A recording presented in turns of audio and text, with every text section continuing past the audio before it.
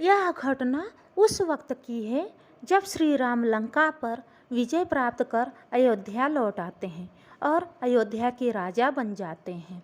एक दिन यम देवता कोई महत्वपूर्ण चर्चा करने भगवान श्री राम के पास आते हैं।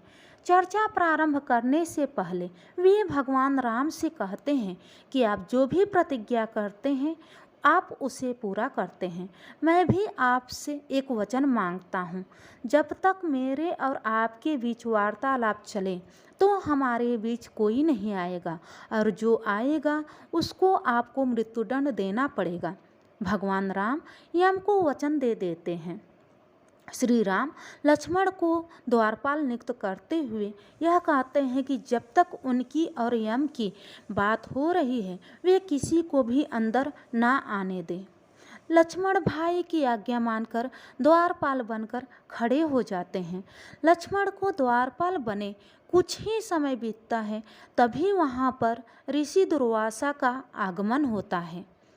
जब दुर्वासा ने लक्ष्मण से अपने आगमन के बारे में राम को जानकारी देने के लिए कहा तो लक्ष्मण ने विनम्रता के साथ मना कर दिया। इस पर दुर्वासा क्रोधित हो गए तथा उन्होंने संपूर्ण अयोध्या को श्राप देने की बात कही। लक्ष्मण समझ गए कि यह एक विकट स्थिति है जिसमें या तो उन्हें श्री राम की आज्ञा का उल्लंघन करना होगा या संपूर्ण नगर को श्राप की अग्नि में झोंकना होगा। लक्ष्मण ने शीघ्र ही यह निश्चय कर लिया कि उन्हें स्वयं का बलिदान देना होगा जिससे वे संपूर्ण नगर वासियों को ऋषि के श्राप से बचा सकें। उन्होंने अंदर जाकर ऋषि दुर्वासा के आगमन की सूचना दी। राम भगवान ने शीघ्रता से यम के साथ अपनी वार्तालाप समाप्त कर ऋषि दुर्वासा की आवभगत की, परंतु अब श्री राम दुविधा में पड़ गए क्योंकि उन्होंने अपने वचन के अनुसार लक्ष्मण को मृत्युदंड देना था।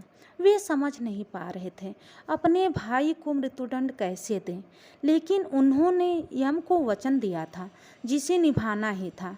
इस दुविधा की स्थिति में श्री राम ने अपने गुरु का स्मरण किया और कोई रास्ता दिखाने को कहा। गुरुदेव ने कहा, अपने किसी प्रिय का त्याग उसकी मृत्यु के समान ही है, अतः तुम अपने वचन का पालन करने के लिए लक्ष्मण का त्याग कर दो। लेकिन जैसे ही लक्ष्मण ने यह सुना तो वे विकल हो गए। उन्होंने राम से कहा, आप भूलकर भी मेरा त्याग नहीं करना। आपसे दूर रहने से तो अच्छा है कि मैं आपके वचन का पालन करते हुए मृत्यु को गले लगा लूं। ऐसा कहकर लक्ष्मण ने जल समाधि ले ली।